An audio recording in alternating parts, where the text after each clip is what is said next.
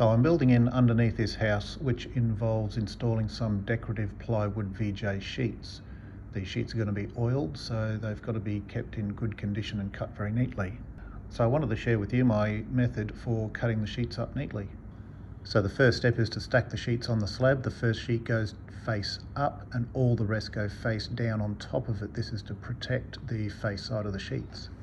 Next step is to set the depth of your power saw to just the thickness of the sheet that you want to cut through. This is 9mm thick plywood, so I'm going to set my saw to 9mm thick.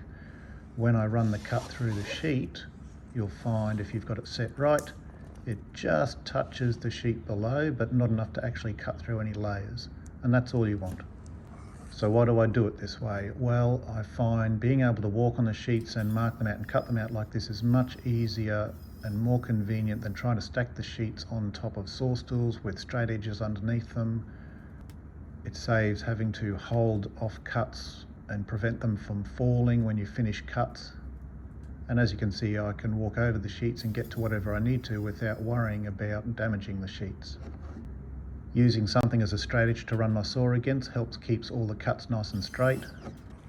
Internal corners can be just overcut slightly because the under the side of the cut doesn't quite go as far as the top side.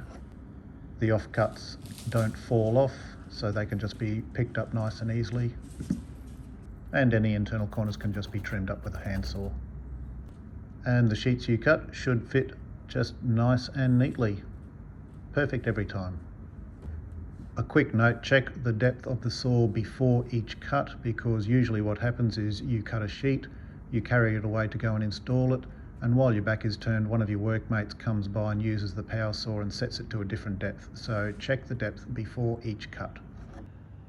And finally, when you get to the last two sheets, don't forget that bottom sheet is sitting face up, so just slip some off cuts underneath the cuts on those last two sheets.